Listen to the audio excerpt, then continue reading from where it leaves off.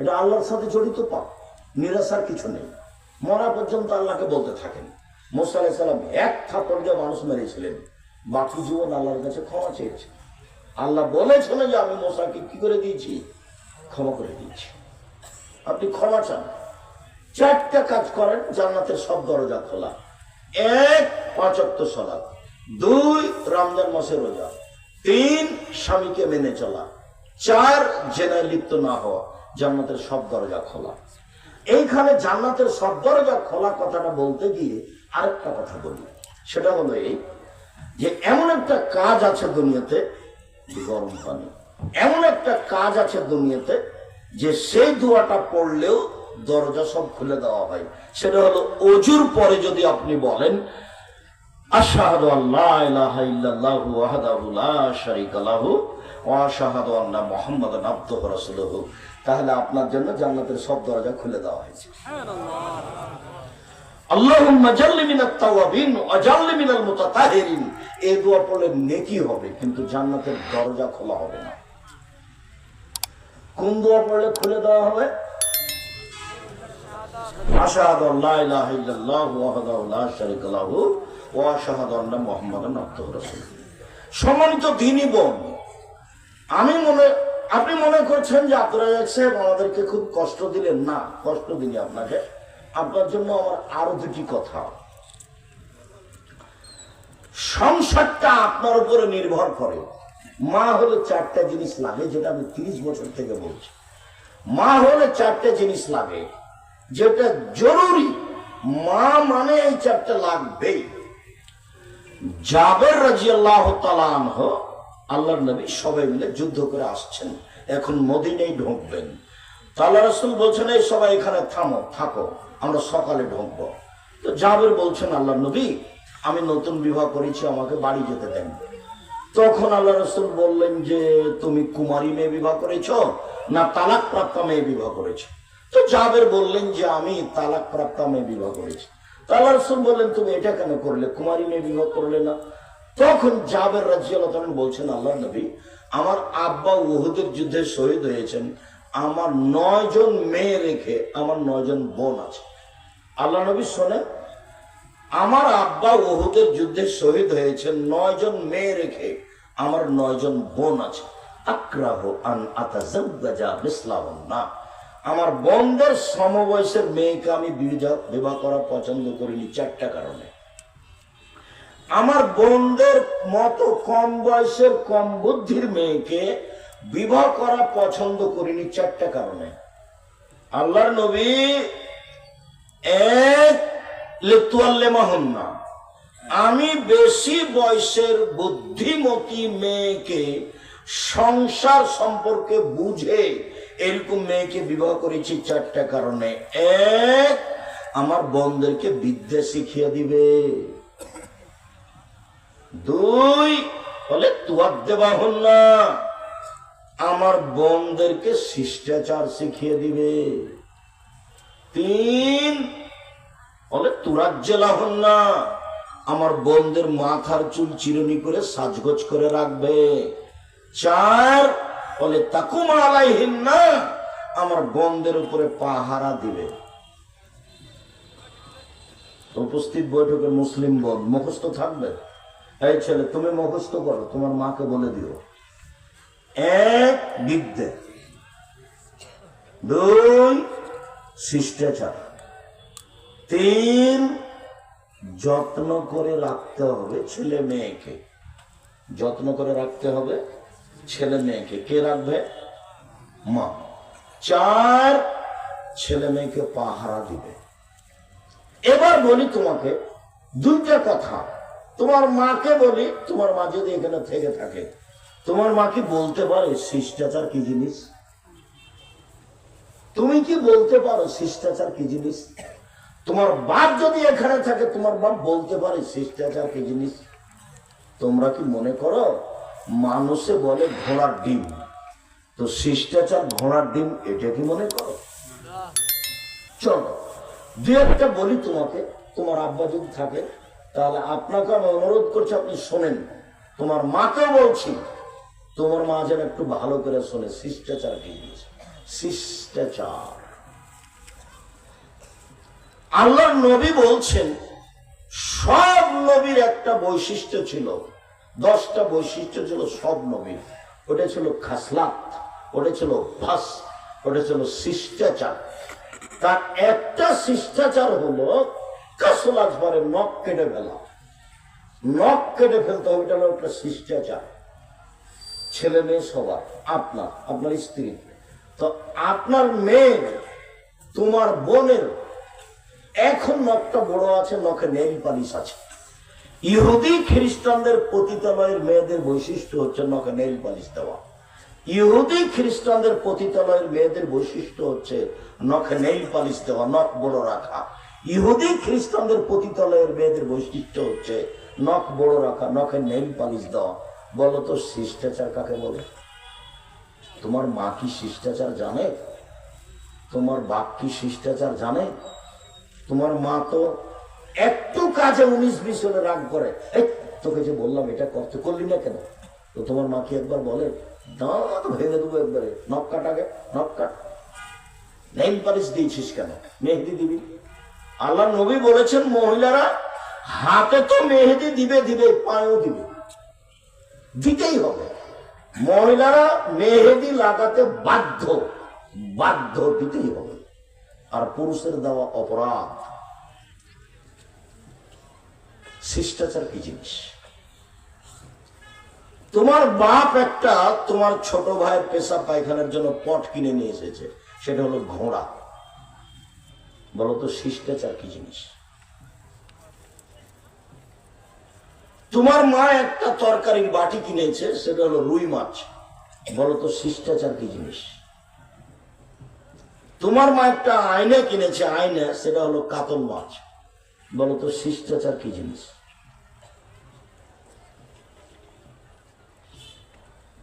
শিষ্টাচার কি জিনিস?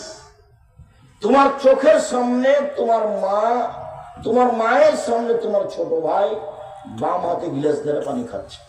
বলো শিষ্টাচার কি জিনিস? শিষ্টাচার কাকে বলে? ডান পায়ের জুতা আগে পড়তে হবে, তার নাম শিষ্টাচার। বাম পায়ের জুতা খোলার সময় আগে খুলতে হবে, তার নাম শিষ্টাচার। মসজিদে ঢুকলে আগে ডান পা ঢোকাতে হবে, তার নাম হলো শিষ্টাচার। পায়খানা, পেশাব পায়খানা গেলে দোয়া পড়ে ঢুকতে হবে, তার নাম শিষ্টাচার। বের হওয়ার সময় দোয়া পড়ে বের হতে হবে, তার নাম শিষ্টাচার। ডান কাতে শুতে হবে দোয়া পড়ে, তার নাম শিষ্টাচার। উঠার সময় এ দোয়া পড়তে হবে, তার নাম শিষ্টাচার। সন্ধ্যার সময় বাচ্চাকে ছাদের উপরে নিয়ে যাওয়া হবে না, তার নাম শিষ্টাচার। উঠানে আগিনাকে দুধের বাচ্চাকে নিয়ে যাওয়া হবে না, নইলে শয়তান ধরবে। রাতে বাচ্চা কান্নাকাটি করবে, চিল্লাচিল্লি করবে, তার নাম শিষ্টাচার। দরজা বন্ধ করার সময় তো তোমার মা বিসমিল্লাহ বলবে, তার নাম শিষ্টাচার। লাইটটা যখন অফ করবে তখন তোমার মা বিসমিল্লাহ বলবে, তার নাম শিষ্টাচার। খাদ্যের পাতিল, তরকার পাতিল, সব পাতিল যখন ঢাকবে তখন তোমার মা বিসমিল্লাহ বলবে, তার নাম শিষ্টাচার। শিষ্টাচার কি জিনিস? শিষ্টাচার কাকে বলে? তোমার বাপ মা কি শিষ্টাচার বুঝে? 14 বার মাস্টার ডিগ্রি পাস করলো, শিষ্টাচার ভিন্ন জিনিস। যে ধর্মে এক গিলাস পানি পান করলে 5টা শিষ্টাচার লাগে, সে ধর্ম পীর দিয়ে চলে? তোমার বাপকে জিজ্ঞাসা করো, আব্বা আপনি যে হেডমাস্টার, আপনি যে আপনার অধীনে যে এই যে স্কুলে আপনার শহীদ মিনার তৈরি করেছেন, আব্বা এটা দিয়ে যারা মারা গেছে ওদের কি হতে পারে? দেখি তোমার আব্বা কি বলে, বলেন তো আব্বা এটা দিয়ে কি হতে পারে? বলছে যে কবরে ফুল চাপিয়ে কবরকে সিক্ত করলো, আর চাপায় নামাজের ভাষাতে কবর ওকে ময়ের গাছড়ি একাকার করে দিল, সেটা বলছে ওপর থেকে করলো, সিক্ত করলো। মানে 14 গোষ্ঠী সব মূর্খ, আন্ধা পাড়াতায়। 71 সাল থেকে নিয়ে এখন পর্যন্ত এসে কোন শিক্ষিত মানুষ শিক্ষামন্ত্রী হয়েছে আমার জানা নেই।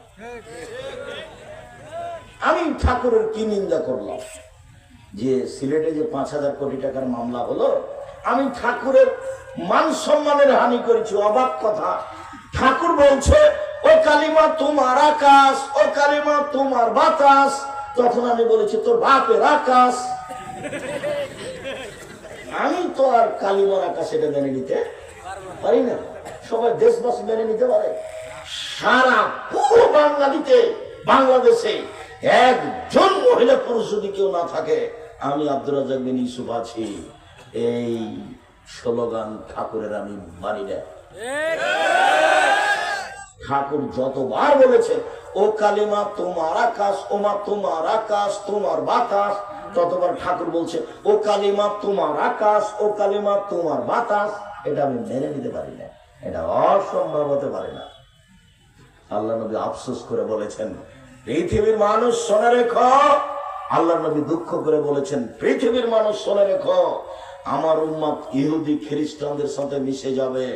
ডান হাতের বিঘত যেমন বাম হাতের সমান সমান সমান মিশে যাবে।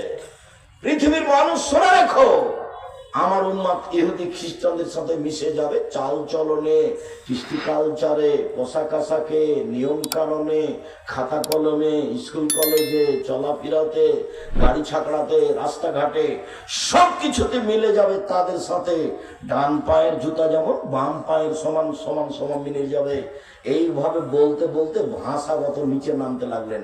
নিচে নামতে নামতে বলছেন, পৃথিবীর মানুষ শুনে রেখো, ইহুদি খ্রিস্টান যদি মায়ের সাথে জেনা করে থাকে, আমার উম্মত মায়ের সাথেও জেনা করবে। বলো দেখি, তোমার মা যেখানে বসে আছে, তোমার বোনও সেখানে আছে, স্কিন পায়জামা পরে আছে এখন। বলে এটা কার? তুমি এখন মাথা থেকে কাপড় সরাও, তোমার মাথার চুল ওপরে আছে, নিচের দিক চাঁচা আছে। বলো এটা কার? তোমার গায়ে একটা গেঞ্জি আছে, পিছনে 10 লেখা আছে, বিশাল 10, যাকে দেখতে দেখলে আমার শেষে কার্টুন আছে। বলো দেখি এটা কি? কার্টুন তোমাদের কোনো প্রতিক্রিয়া করে না। তোমার বাপ তোমার ছোট বোনের জন্য পুতুল কিনে নিয়েছে, ঘর ভর্তি করে রেখেছে। তোমার বাপকে, তোমার মাকে আমি আব্দুর রাজ্জাক বিন ইউসুফ যদি মূর্খ প্রমাণ করতে না পারি, জাতির সামনে বক্তব্য দেব না। তোমার বাপকে আজকেই সিদ্ধান্ত পরিবর্তন করতে হবে। বুকে হাত বেঁধে আহলে হাদিস হওয়া যায় না। 24 ঘন্টার মধ্যে যৌতুক ফেরত দিতে হবে, তার নাম আহলে হাদিস। সন্ধ্যা হতে হতে বোন কেটে জমি ভাগ করে দিতে হবে, তার নাম আহলে হাদিস। বাড়িতে যত ছবি মূর্তি আছে, সেটা আয়না হোক, সেটা পুতুল হোক, সেটা স্বর্ণের হোক, যদি যত বেশি দামি হবে, তত একবারে মনটা মেজাজটা খারাপ করে ভাঙতে হবে, তার নাম আহলে হাদিস। অ্যালবামে চলো ছত্রি মূর্তি, তোমার দাদির আছে, তোমার বাপ অশিক্ষিত মানুষ, তোমার দাদির ছবি সুন্দর করে সাজিয়েছে, তোমার বাপ কুশিক্ষিত মানুষ। তোমার বাপের উচিত ছিল দাদিকে কবর দিয়ে এসে পাসপোর্ট সাইজের তোমার দাদির যে ছবিটা ছিল ওটাকে ছিঁড়ে ফেলে দিয়ে, সবাই যখন চলে গেছে তখন কবরের পাশে গিয়ে হাত তুলে বলতো, তোমার আব্বা, আব্বা, আল্লাহ আমার মাকে ক্ষমা করে দেন। আমার মা মানুষ, কোনো দোষ ত্রুটি থাকতেই পারে, ভুল ত্রুটি থাকতেই পারে। আমি তার ছেলে হিসাবে বলছি, আল্লাহ তুমি আমার মাকে ক্ষমা করো। কিছুই যদি তোমার বাপ না জানে, এই কথাটাই যদি অন্তর থেকে মন খুলে কাঁদতে কাঁদতে বলে, আল্লাহ মাফ করবেন ইনশাআল্লাহ। আর একটা কথা আছে তোমার আব্বার জন্য, সেটা হলো তোমার আব্বা যেটুকু পারবে সেটুকু দান করবে। একটা লোক বলছে আল্লাহ নবীকে, আল্লাহ নবী আমার আব্বা মারা গেছেন, টাকা পয়সা রেখে গেছেন, তিনি কোনো উপদেশ দিয়ে যাননি, আমি যদি আমার আব্বার নামে দান করি, হালি কফের আনহ সেয়াত, তাহলে এ দান কি আমার বাপের পাপকে মিটিয়ে দিবে? তাহলে না। হ্যাঁ, হাদিস তো বুখারী মুসলিম। ছেলেটা এসে বলেনি যে আমার আব্বার ছোট পাপ বড় পাপ, এ কথা বলেননি। বলেছেন যে আমার আব্বার পাপ কি মিটবে আমি যদি দান করি? তখন আল্লাহ রাসূল বলেন, হ্যাঁ, তার মানে দান করলে তোমার আব্বার, তোমার দাদির, তোমার আব্বা যদি দান করে তাহলে তোমার দাদির বড় পাপও মিটে যাবে, ছোট পাপও মিটে যাবে। তাহলে তোমার দাদির জন্য তোমার হুঁশিয়ার বাপের 2টা কাজ, কি বলতো?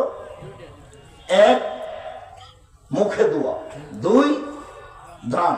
এছাড়া তৃতীয় কোনো পথ নাই যে পথে তোমার আব্বা তোমার দাদির উপকার করতে পারে। বলো, তোমার আব্বা তোমার দাদুর ছবিকে সুন্দর করে সাজিয়ে কি দেখাতে চাইছে, কি বুঝাতে চাই? তোমার আব্বা তোমার দাদিকে শ্রদ্ধা দেখাতে চাই, বলে হিসাব তোবা করে আসতে হবে তোমার বাপকে এই পথ থেকে। এইটা দিয়ে তোমার দাদির সম্মান করা হয়নি।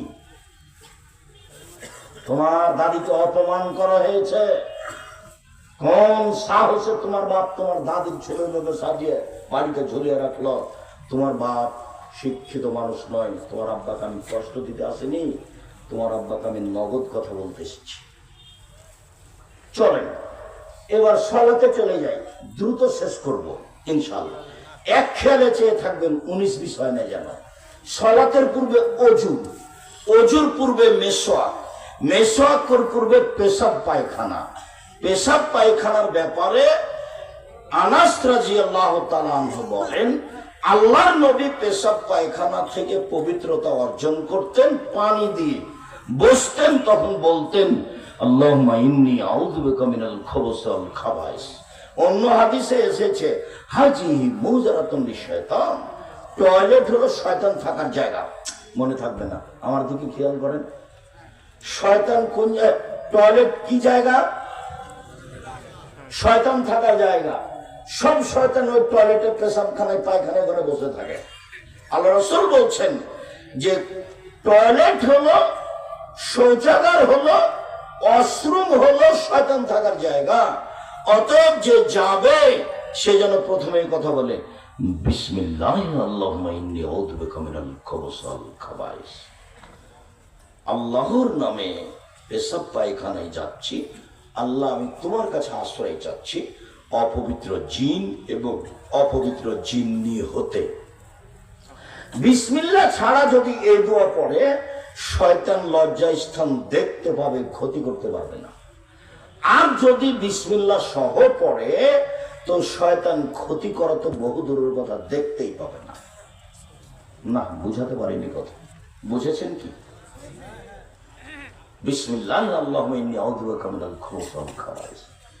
বের হওয়ার সময় গোপরা নাকা, বাস একবার গোপরা নাকা, একাধিকবার নয়।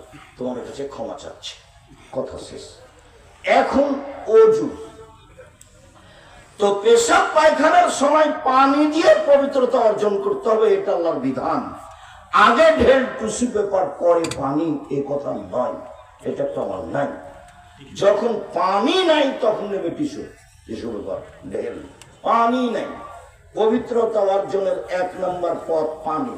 পানি দিয়ে পবিত্রতা অর্জন করে হাতে যা কিছু পায়খানা পেশাব লেগেছে আল্লাহর নবী মাটিতে মেজে নিয়ে হাত ধুয়ে নিতেন, সেটা হলো সুন্নাহ। আগে ঢেল টিস্যু পেপার, পরে পানি, এটা বিধান নয়। এরপরে আবার ঢেল নিয়ে 40 কদম হাঁটা, পায়ের উপরে পা উঠানো, খক খক করে কাশা, এইটা ভদ্রতা নয়, বরং এটা নোংরামি আচরণ। সাহাবীগণ এরকম কোন কাজ করেন না। 1 মিনিট, খেয়াল করো, যদি 40 কদম হাঁটতেই হয় তোমাকে, পায়ের উপরে পা উঠাতেই হয়, তাহলে তোমার মাকে উঠাতে হবে না? তোমার বাপ একাই পবিত্রতা অর্জন করে জান্নাতে যেতে চায়, তোমার মাও এরকম 40 কদম হাঁটবে, পায়ের উপরে পা উঠাবে। বুঝা যাচ্ছে যে ধর্ম এরকম নয়, অসম্ভব, ধর্ম এরকম হতে পারে না। আল্লাহর নবী বলছেন যে পেশাব পায়খানা শেষে তুমি হাত মাটিতে মেজে উঠে যাও, পানি দিয়ে পবিত্রতা অর্জন করো। তোমার যদি কোনো সন্দেহ হয় কোনো জায়গাতে কাপড় চোপড়ে কিছু লাগলো না কি, তখন সহিহ হাদিসে এসেছে অজু শেষে হাতে এরকম একটা পানি নিয়ে লজ্জাস্থান সামনাসামনি এভাবে একটু পানিতে ছিটিয়ে দিবেন। কথা বুঝতে পারেননি? না কথা কি আপনারা বুঝতে পেরেছেন? এইবার পেশাব পায়খানা থেকে ঘুরে এসে সুন্দর করে অজু। অজুটার একটা হাদিস বুঝাই। রাসূল সাল্লাল্লাহু আলাইহি সাল্লাম বলছেন আল্লাহ আদুল্লাকুম মাইমুল্লাহ বিল খাতাই অরফাবিহি দারাজাত।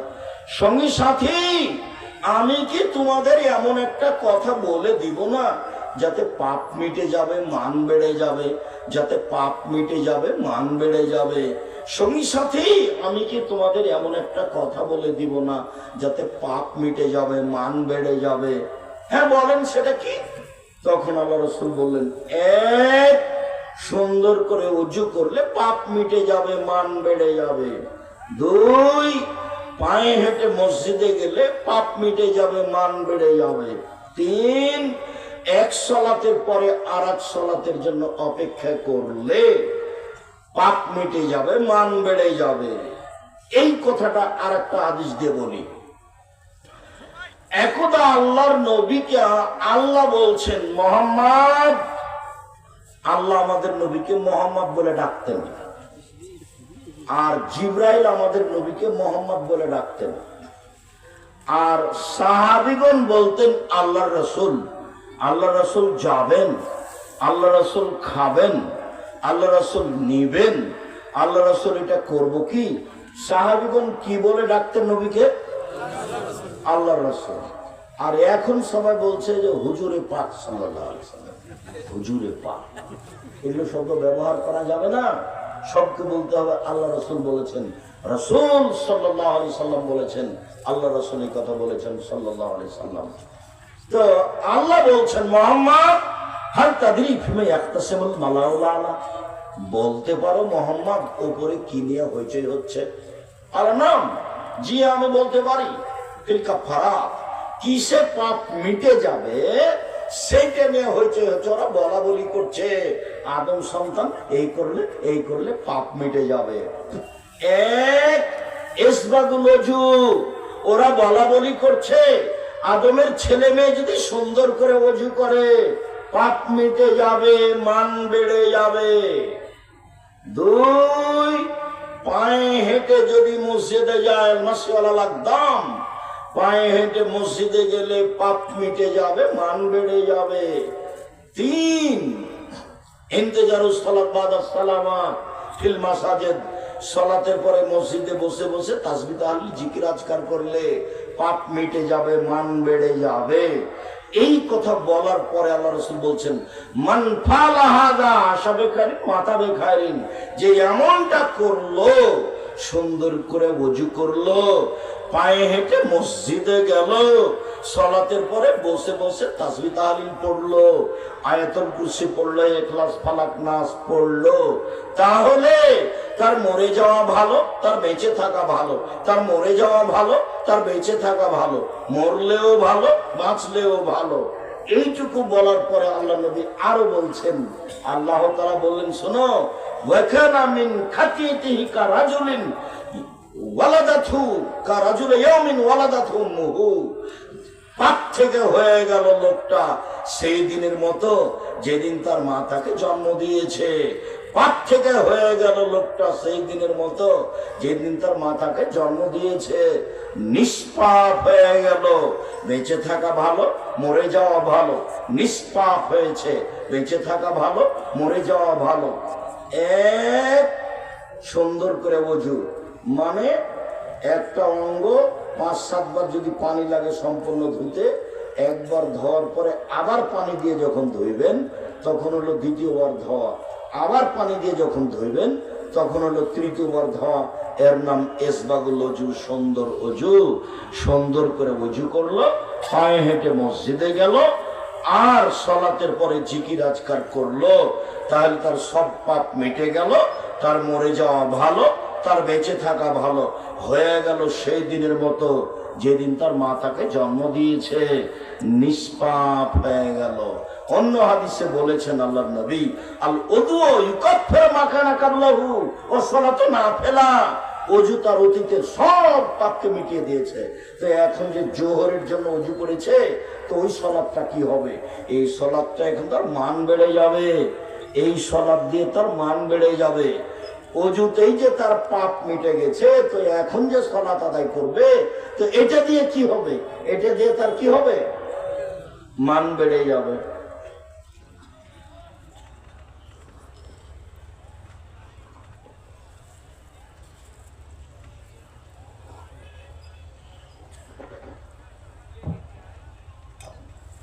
সম্মানিত দিনী ভাই বোন, এক খেয়ালে চেয়ে থাকবেন, একটু 19-20 হয় না যেন।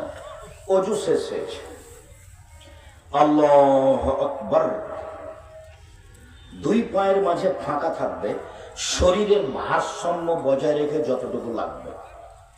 যারা বলেছে যে বুবু দুই পায়ের গোড়ালি জমা করে রাখতে হবে বুবু, তারা মিথ্যে কথা বলেছে। দুই পায়ের মাঝে ফাঁকা থাকবে কতটুকু? শরীরের ভারসাম্য বজায় রাখতে যা লাগে সেটুকু ফাঁকা থাকবে।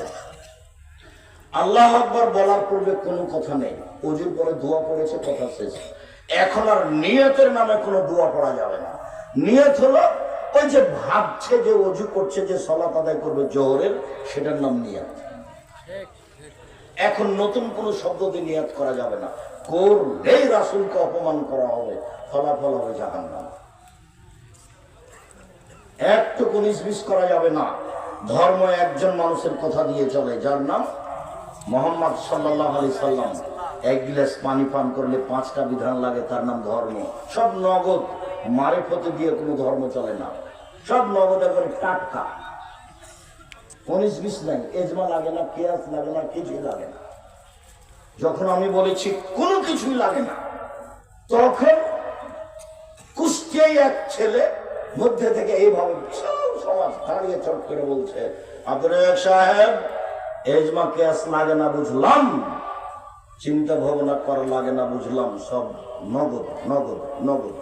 বলেন তো দেখি, 2টা মেয়ে একসাথে জন্ম নিয়েছে, তাদের অঙ্গ প্রত্যঙ্গ পৃথক কিন্তু জমা ধরে আছে, তারা এখন বয়সের হয়ে গেছে, বিবাহ দিতে হবে, বিবাহ দেন দেখি। এজমা কিয়াস লাগে না বলে, চিন্তা ভাবনা করা লাগে না বলে, বলেন তো দেখি। এরকম মাঠে আমি 27 বছর থেকে ফতোয়া দিচ্ছি, 7 বছর থেকে ফতোয়া পরিচালনা করি, আর 20 বছর ফতোয়া লিখেছি কলমে। তা আমি বললাম আপনার ফতোয়াটা একেবারেই সহজ। তো সহজ কথাটা বুঝাতে গিয়ে আমরা যখন স্কুলে 2-1 দিন গেছিলাম, পড়েছিলাম কি মাদ্রাসার বই পড়েছিলাম, একটা বই, একটা গল্প পড়েছিলাম, মোল্লা দোপেজি। মোল্লা দোপেজি জি জাহাপনা, আকাশের দিকে দেখে তো দেখলাম জাহাপনা, কিছু দেখলে না? হ্যাঁ, 2টা কাক উড়ে গেল দেখলাম। তো বলো তো দেখি দেশে কতটি কাক আছে? 9,999টি। কম হলে বেড়াতে গেছে, বেশি হলে বেড়াতে এসেছে। হ্যাঁ, ঠিক বলেছে মোল্লা দোপেজি। ওইটা কি? ওইটা চৌবাচ্চা জাহাপনা। বলতে পারো চৌবাচ্চায় কত পেয়ালা পানি আছে? বলতে না পারলে তোমার গর্দান যাবে। তা যাক জাহাপনা, তবে প্রশ্ন একদম সহজ। যদি পেয়ালা চৌবাচ্চার সমান হয় 1 পেয়ালা, যদি পেয়ালা অর্ধেক হয় তাহলে 2 পেয়ালা, যদি 4 ভাগের 1 ভাগ 4 পেয়ালা, যদি 8 ভাগের 8 ভাগ 1 ভাগ 8 পেয়ালা, যদি 16 ভাগের 1 ভাগ 16 পেয়ালা। আর থামো থামো থামো থামো, খুব খুশি হয়েছে তোমাকে আজকে মোরগ ও মুসাল্লাম খাওয়ায়, খুব খুশি। তো কথা তো একেবারেই সোজা। ও তো আর বলেনি যে এই পেয়ালার কত পেয়ালা, ও তো বলেছে কত পেয়ালা পানি। কথা তো সহজ আছে, পেয়ালা যদি পুকুরের সমান হয় তাহলে 1 পেয়ালা। তো কথা তো ঠিকই আছে, আমি এটা আগে শোনালাম। শোনেন, আল্লাহ তাআলা বলছেন, লা ইউকাল্লিফুল্লাহু নাফসান ইল্লা উসআহা। যে মা বিধান মানুষ চালাতে পারবে না, বহন করতে পারবে না, সে বিধান আল্লাহ মানুষের উপরে দেন নি। ডাক্তারের কাছে আশ্রয় নিতে হবে, ডাক্তার যদি পৃথক করতে পারে করবে, নইলে একজনের সাথে বিবাহ দিতে হবে, এটাই বিধান। এবার তুমি বলো, মেয়েকে আর বিবাহ করতে চাচ্ছে কে? ও তো কাল্পনিক বলেছে। নগদ শরীয়ত, মারিফতে দিয়ে চলে না, একবারে নগদ। আর একটু যদি 19-20 বাড়ানো হয়, তাহলে হুজুর যত বড়ই হোক জাহান্নাম হবে। আল্লাহ নবী বলছেন, পৃথিবীর মানুষ বাল্লিগু আন্নী আলায়, আমার একটা কথা জানা থাকলে অন্যকে বলো। ও হাদিস বানি ইসরাইল হারাজ, বানি ইসরাইলের কাহিনী বলো, কোনো দোষ নেই। মান কাযাবা আলাইহি মুতাআম্মিদান ফালিয়াতাবাওয়া মাকআদাহু মিনান নার। কেউ যদি কোনো কথা আমার নামে বলে, যেই কথা আমি বলিনি, কেউ যদি কোনো কথা আমার নামে বলে, সেই কথা যদি আমার না হয়, তাহলে তার থাকার জায়গা জাহান্নাম। জুব্বা যত বড়ই হোক, পাগড়ি যত বড় হোক, রক্ষা করার তাকে কোনো পথ নেই। যেটা মুখ দিয়ে বের করছে সেটা নবীর হতে হবে, যেটা কলমে লিখছে সেটা নবীর হতে হবে। অবাক হলেও সত্য, 90 সাল থেকে দেখাচ্ছি, নবীর কথা নয়, অবাক হতে হয় আপনাকে। 1 পৃষ্ঠা মানুষের বানানো দোয়া, যেটা আপনাকে আমি 90 সাল থেকে দেখে আসছি। এই পৃষ্ঠাতে আছে 3 লাইন, দোয়া খাতমিল কোরআন, মানুষের বানানো। পরের পৃষ্ঠায় আছে 1 পৃষ্ঠা, একবারে দোয়া খাতমিল কোরআন 1 পৃষ্ঠা। দীর্ঘ 30-32 বছর থেকে বলছি, কিয়ামত পর্যন্ত সময় থাকলে এটা মানুষের বানানো দোয়া, রাসূলের নয়। কেউ যদি কোনো কথা আমার নামে বলে, সেই কথা যদি আমার না হয়, তাহলে তার থাকার জায়গায় জাহান্নাম। হুজুর যত বড় হোক তাতে আসে যায় না। বইয়ে হেডলাইন আছে, অবিবাহিত ছেলে মেয়ের পড়া নিষেধ। তো যে দেখে সেই পড়ে, যে দেখে সেই পড়ে। কিরে এখানে কি লেখা আছে? তা আমিও পড়ে দেখলাম, তখন আমি বিভাষাদি করেছি, মানে ওনার কথা অনুপাতে ঠিক আছে। এবার হেডলাইনের পরে পড়ে দেখি, ভরা পেটে স্ত্রী হলে ছেলে ভ্যাংচা হয়, সফরের পূর্বে স্ত্রী হলে ছেলে টেরা হয়, চন্দ্র সূর্য গ্রহণের সময় স্ত্রী হলে ছেলে কানা হয়। শুরু থেকে শেষ পর্যন্ত একটা বাক্য সত্য নয়, সবই মিথ্যা। শুধু তাই নয়, পুরো আলোচনাটা কোরআনের বিরোধী। কোরআন মাজিদে আল্লাহ বলছেন, নিসাউকুম হারসুল লাকুম ফাতু হারসাকুম আন্নাসাইতুম, তোমাদের স্ত্রী তোমাদের ক্ষেত, তোমাদের জমি, তোমরা তোমাদের স্ত্রীদের নিকটে আসো তোমাদের ইচ্ছে মতো। ভরা পেটেই কি, আর সফরের পূর্বেই কি, আর চন্দ্র সূর্য গ্রহণ লাগলেই কি আর না লাগলেই কি। এসব বইয়ের যখন লেখা দেখি, তখন আমার পুঁথির গান বলে মনে হয়। আমরা পল্লী অঞ্চলের মানুষ, আমাদের গ্রামে যারা বাংলা পড়তো, তখন ওই খুলিতে গরমের দিনে বাড়ির সামনে, বাড়ির চত্বরে ওই জোর করে চিৎকার করে পুঁথির গান পড়তো, পুঁথির বই পড়তো। তাতে লেখা থাকতো মাঝে মধ্যে, 6 মাসের রাস্তা মর্দ 6 দিনে গেল, ঘোড়ায় চড়িয়া মর্দ হাঁটিয়া চলিল। এটা হলো পুঁথির গানের কথা, পুঁথির বই পড়ে। বক্তার বক্তৃতা এরকমই। ফাতেমা কান্দিয়া কয়, আজ বুঝি হুসাইন কারবালাতে শহীদ হয়। ফাতেমা কান্দিয়া কয়, আজ বুঝি হুসাইন কারবালাতে শহীদ হয়। ফাতেমা কান্দিয়া কয়, আজ বুঝি হুসাইন কারবালাতে শহীদ হয়। যেদিন হুসাইন ইরাকের মাটিতে কারবালার মাঠে শহীদ হন, তার 49 বছর আগে ফাতেমা রাদিয়াল্লাহু তাআলা মারা গেছেন। তিনি কি করে কাঁদবেন? এটা হয় কি করে? ওইটা যেমন এই হুজুরের বক্তব্য, তেমন কোরআন মাজিদের গায়ে মিথ্যা কথা লিখে দেওয়া আছে দোয়াতে। কত সাহস কোরআন মাজিদের গায়ে লিখে দেওয়া আছে, আল্লাহু আকবার বলার পূর্বে কোনো কথা চলবে না, বিসমিল্লাহ নেই এখানে, আল্লাহু আকবার। আব্দুর রহিম যখন বক্তব্য দিচ্ছিল, আমি অবাক হয়ে শুনছিলাম ব্যতিক্রম আলোচনা। তখন কি আপনি একটা কথা বুঝতে পেরেছিলেন যে কোরআন মাজিদে যে বিসমিল্লাহ লেখা আছে, এটা কোরআন মাজিদ পড়ার জন্য নয়। বিসমিল্লাহটা হচ্ছে এক সূরা থেকে আরেক সূরাকে পৃথক করার জন্য। এক সূরা থেকে আরেক সূরাকে পৃথক করার জন্য কি দিয়ে পৃথক করা হয়েছে? বিসমিল্লাহ দিয়ে। মনে থাকবে না মনে হয়? কোরআন মাজিদ পড়ার জন্য বিসমিল্লাহ নয়। এই জন্য সূরার প্রথমে পড়লে আগে আউযুবিল্লাহ, তারপরে বিসমিল্লাহ। কেন? আপনি সূরার প্রথমে আছেন, আর যদি মধ্যে পড়েন তাহলে বিসমিল্লাহ পড়তে হবে না। কি দিয়ে শুরু করবেন? আউযুবিল্লাহি মিনাশ শাইতানির রাজিম। তার মানে কোরআন মাজিদ হচ্ছে শয়তানের সবচেয়ে বড় শত্রু। তাই সব জায়গাতে বিসমিল্লাহ। আর যখন কোরআন মাজিদ পড়তে আসবেন, তখন আগে শয়তান থেকে আশ্রয় নেন আল্লাহর কাছে। আউযু বিল্লাহি মিনাশ শাইতানির রাজিম, বিতাড়িত শয়তান থেকে আল্লাহর কাছে আশ্রয় চাচ্ছি। বিসমিল্লাহির রহমানির রহিম যদি সূরার প্রথম হয়, অন্যথায় পড়া শুরু করে দেবেন। এখানে আউযুবিল্লাহ, আর সূরার প্রথম হয় আউযুবিল্লাহর পরে বিসমিল্লাহ। আর যদি মধ্যে হয় তাহলে শুধু আউযুবিল্লাহ, আল্লাহু আকবার। ডান হাতের কবজি বাম হাতের কবজির উপরে রাখবেন, বুকের উপরে রাখবেন, নাভির নিচে নয়।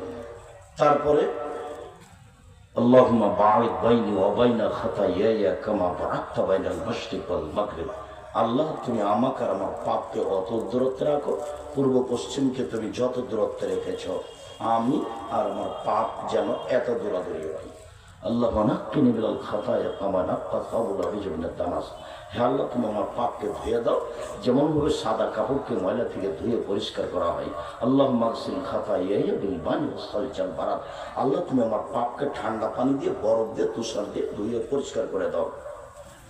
আউযু বিল্লাহি মিনাশ শাইতানির রাজিম। এই যে সূরা হলো আউযু বিল্লাহি মিনাশ শাইতানির রাজিম। আমি আল্লাহর কাছে আশ্রয় চাচ্ছি বিতাড়িত শয়তান হতে। এখন সূরা ফাতিহার পূর্বে আছে, এই জন্য বিসমিল্লাহির রহমানির রহিম পরম দাতা দয়ালুর নামে আরম্ভ করছি। আলহামদুলিল্লাহি রাব্বিল আলামিন, বিশ্ব জগতের প্রতিপালকের প্রশংসা। আর রহমানির রহিম, তিনি হচ্ছেন পরম দাতা দয়ালু, মালিক ইয়াউমিদ্দিন, তিনি হচ্ছেন বিচার দিনের মালিক। ইয়াকা না'বুদু, একমাত্র তোমার ইবাদত করি, ওয়া ইয়াকা নাস্তাঈন, একমাত্র তোমার নিকটে সাহায্য চাই। ইহদিনাস সিরাতাল মুস্তাকিম, তুমি আমাকে সোজা পথ দেখাও। সিরাতাল্লাযীনা আন'আমতা আলাইহিম, ওই পথ দেখাবে যেই পথে তুমি ভালো মানুষকে দেখিয়েছো, ভালো মানুষদেরকে যে পথ দেখিয়েছো সেই পথ তুমি আমাকে দেখাও। গায়রিল মাগদুবি আলাইহিম ওয়ালাদ-দাল্লিন, ওদের পথ দেখায়ও না যারা ভ্রান্ত, যারা অভিশপ্ত, ওদের পথ দেখায়ও না। আমিন। দীর্ঘ সময় ধরে তোমার কাছে যে প্রার্থনা করলাম এটা তুমি কবুল করো। পৃথিবীতে ব্যতিক্রম দোয়া হলো সূরা ফাতিহা, এই জন্য শেষে আমিন বলতে হয়। এত বড় ভিন্ন ধরনের দোয়া পৃথিবীতে নেই। বিসমিল্লাহির রহমানির রহিম, পরম দাতা দয়ালুর নামে আরম্ভ করছি। কুল হুয়াল্লাহু আহাদ, হে নবী আপনি বলুন আল্লাহ একক, আল্লাহু সামাদ, তিনি নিরপেক্ষ মুখাপেক্ষীহীন। লাম ইয়ালিদ, তিনি কাউকে জন্ম দেননি। ওয়ালাম ইউলাদ, তিনি কারো থেকে জন্ম নেননি। ওয়ালাম ইয়াকুল লাহু কুফুওয়ান আহাদ, তার সমকক্ষ কেউ নেই। এই কথা বলে আল্লাহু আকবার। প্রথমে যতটুকু হাত উঠিয়েছিলেন যেভাবে, কাঁধ সামনাসামনি, কানের লতি সামনাসামনি, এটা কানের লতি, দুটো সহিহ হাদিস, কাঁধ সামনাসামনি। আল্লাহ আল্লাহু আকবার। এবার রুকুতে চলেন। রুকুতে যাওয়ার পূর্বে আপনার সাথে জরুরি কয়েকটা কথা। মাথা উঁচুও থাকবে না, মাথা নিচুও থাকবে না, পিঠের লম্বা হাতটা একবারে সোজা থাকবে এইভাবে। আর কোমর থেকে সামনের ওজন হাতের উপরে থাকবে। হাতের আঙ্গুলগুলি ফাঁকা ফাঁকা রাখবেন, হাঁটুটা চেপে ধরে থাকবেন, পিঠটা একবারে সোজা হয়ে থাকবে, মাথা উঁচুও হবে না, মাথা নিচুও হবে না। একাধিক সহিহ হাদিস। আপনি বলছেন সুবহান রাব্বিয়াল আযীম, উঁচু আল্লাহর পবিত্রতা বর্ণনা করছি যতবার ইচ্ছে। নইলে আপনি বললেন সুবহানাকা আল্লাহুম্মা রাব্বানা ওয়া বিহামদিকা আল্লাহুম্মা ইগফিরলি, হে আল্লাহ তোমার প্রশংসা সহকারে তোমার পবিত্রতা বর্ণনা করছি, তুমি আমাকে ক্ষমা করো, যতবার ইচ্ছে। নইলে আপনি বলবেন সুবহান কুদ্দুসুন রব্বুল মালাইকাতুর রূহ, তিনি হচ্ছেন পাক, তিনি হচ্ছেন পবিত্র, তিনি ফেরেশতার প্রতিপালক, তিনি জিবরাইলের প্রতিপালক। যতবার ইচ্ছা বললেন। এবার রুকু থেকে উঠে আসেন, সামি আল্লাহু লিমান হামিদা, হাত ওই পর্যন্ত উঠাবেন যে পর্যন্ত প্রথমবার উঠিয়েছেন। আঙ্গুলগুলো এরকম ফাঁকা ফাঁকা থাকবে না, সোজা সোজা থাকবে। এবার উঠে এভাবে ছেড়ে দেন, ছেড়ে একবার সোজা হয়ে দাঁড়িয়ে থাকেন। আপনি বলেন সামি আল্লাহু লিমান হামিদা, আল্লাহ ওই লোকের প্রশংসা শুনলো যে তার প্রশংসা করলো। মিলা সামাওয়াত মিলাল আরজ, আকাশ পরিমাণ প্রশংসা, জমিন পরিমাণ প্রশংসা, মিলামা বাইনাহুমা, এর মধ্যে যে ফাঁকা আছে সেই পরিমাণ প্রশংসা, মিলামা শাইতামিন শাইইন বাদো, এরপরে যত প্রশংসা তুমি চাও তত তোমার প্রশংসা।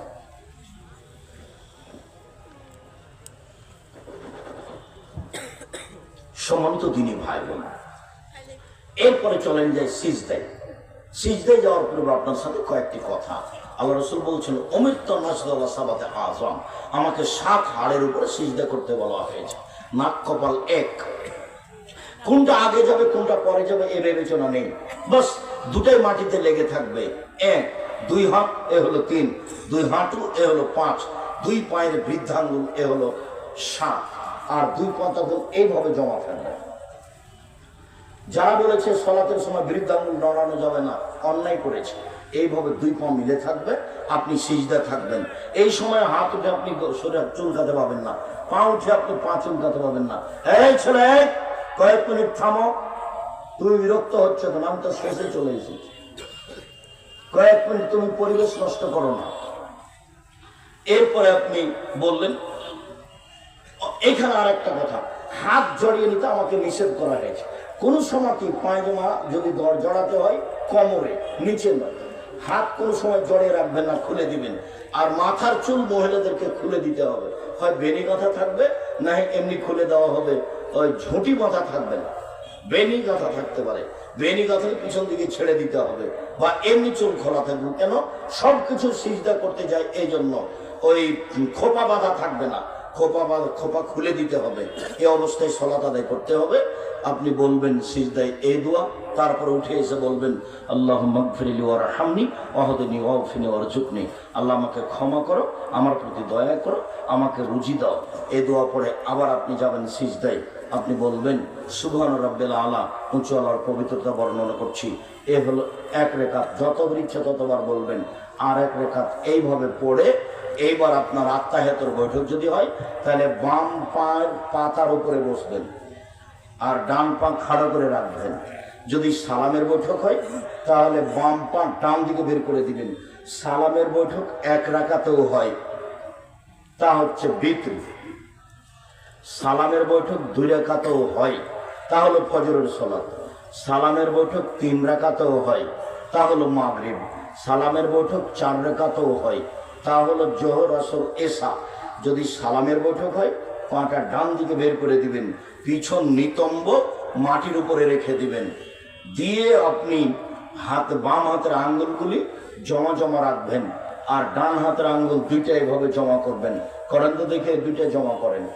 তারপরে তৃতীয় আঙ্গুলের নখের বৃদ্ধ আঙ্গুলের পেটটা রাখেন, একটা গোলাকার করেন, গোলাকার করে হাতের উপরে রাখেন। এবার আত্তাহিয়াতু লিল্লাহি ওয়াস সালাওয়াতু ওয়াত তাইয়্যিবাতু শেষ পর্যন্ত অবিরাম নড়বে। আপনার চোখের দৃষ্টিটা আঙ্গুলের উপরে থাকবে। যতবার নড়াচ্ছেন ততবার আপনি শয়তানকে আঘাত করছেন। একবার বলতে হবে ইল্লাল্লাহর সমাতে আঙ্গুলটা উঠাতে হবে, এই কথা মিথ্যে, জাল জয় ভুয়া হাদিস দ্বারা প্রমাণিত নয়। অবিরাম নড়বে, এটাই ঠিক। এরপরে দুরুদে ইব্রাহিম, এরপরে দোয়ায়ে মাসুরা, এরপরে আপনার যেটা ভালো লাগে। দুরুদে ইব্রাহিমের পরে যে দোয়া আপনাকে ভালো লাগে, সেটা কোরআনের হোক সেটা হাদিসের হোক, আপনি বলতে থাকেন। আমার পক্ষ থেকে একটা পরামর্শ থেকেছে যে আপনার শেষ দোয়াটা যেন হয় রব্বির হামহুমা কামা রাব্বায়ানি সাগীরা।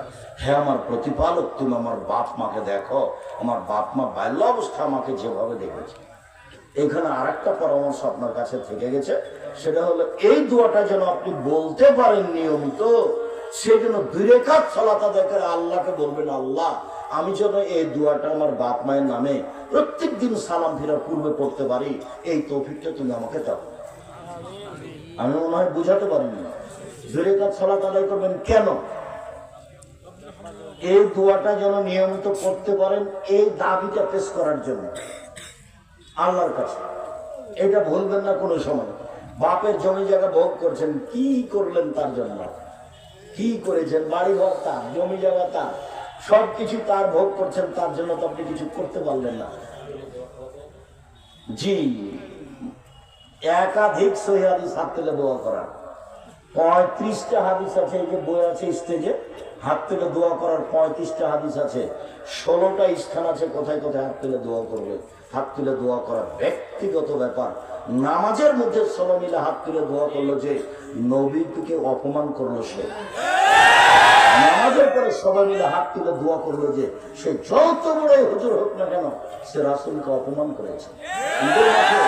সবাই মিলে হাত তুলে দোয়া করেছে যে সে রাসূলকে অপমান করেছে। সভা সমিতির পরে, এরকম বৈঠকের পরে, বিবাহের বৈঠকের পরে সবাই মিলে হাত তুলে দোয়া করেছে যে সে রাসূলকে অপমান করেছে। হাত তুলে দোয়া করা ব্যক্তিগত ব্যাপার। আপনার বাপের কবরের কাছে গিয়ে হাত তুলে দোয়া করে কি বলবেন আপনি, আপনার ব্যাপার।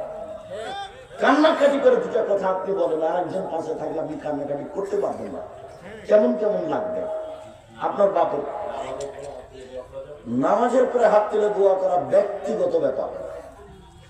নামাজের পরে করুক, এমনি করুক, এখন করুক, বাড়িতে গিয়ে করুক, যখন ইচ্ছে তখন হাত তুলে দোয়া করবে, তার ব্যক্তিগত ব্যাপার, একক ব্যাপার। আর সবাই মিলে হাত তুলে দোয়া করতে হলে ইস্তিসকায় মাঠে যেতে হবে পানি চাওয়ার জন্য, এইভাবে। সেটা হলো সবাই। আর যদি জুমার দিন পানি চাই, জুমার খুতবা চলাকালীন, তাহলে এইভাবে সবাই মিলে। জুমার দিন খুতবা চলাকালীন, বুখারী মুসলিম। জোর করে ধর্ম প্রচার করা যায় না। এগুলো 30 বছর আগে বলতাম, এখন বলার প্রয়োজন মনে করি না। এখনো যদি কেউ দুঃসাহস দেখিয়ে থাকে, আমি মনে করব এটা তার হঠকারিতা, এটা তার মূর্খামি, এটা তার নির্বুদ্ধিতার পরিচয়। সে আসলেই বুদ্ধিমান নয়, সে বিবেচনা করা যাবে না, বিবেচনা বুঝে না। ধর্মের দাম দেওয়া তো বহুদূরের কথা। কোন সাহস আপনি করেন? দীর্ঘ 90 সাল থেকে জাতির সামনে আছি, চোখ দেখে চলে যাওয়ার মতো কেউ দুঃসাহস রাখে না। 90 সাল থেকে আছি, বলেছি 7 দিনের দিন আকিকা দিতে হবে, 14 দিনে চলে না, 21 দিনে চলে না, জীবনে একদিন চলে না। এটাই চূড়ান্ত সিদ্ধান্ত, 7 দিনের দিনই আকিকা দিতে হবে। ডাক্তার শতবার নিষেধ করলেও 7 দিনের দিনই বাচ্চার মাথা নেড়ে করতে হবে, 7 দিনের দিনই ছাগল জবাই করতে হবে। কানা হোক, ন্যাংরা হোক, খোড়া হোক, 2 টাকার হোক, 10 টাকার হোক, 7 দিনের দিনই তার বাপকে আকিকা দিতে হবে। চাপাই নবগঞ্জের ভাষাতে ও তো দিনে দিব, আর বাপকে আকিকা দিতে হবে। আকিকার সাথে কুরবানির কোনো সম্পর্ক নাই। কুরবানি হলো দামি জিনিস। কুরবানি বাজারে কিনতে গেছে, চোখ দেখো রে কানা আছে নাকি, কান দেখো রে কাটা আছে নাকি, পা দেখো রে পা ঠিক আছে নাকি, দেখো রে মোটা তাজা নাকি। ওটা হলো নেকির ব্যাপার। কুরবানি কিসের ব্যাপার? ওটা নেকির ব্যাপার, সুন্দর হতে হবে। আর আকিকা কিসের ব্যাপার? জিম্মেদারি। যখন হয়ে গেল বাপের জন্য মায়ের জন্য দোয়া, আসসালামু আলাইকুম রহমতুল্লাহ, আসসালামু আলাইকুম রহমতুল্লাহ, বাকি পরে হলো জিকির, অন্তত আয়াতুল কুরসি। আমি আপাতত আজকের মতো এ পর্যন্ত বলে, স্টেজে যে বইগুলি আছে আব্দুল্লাহর বই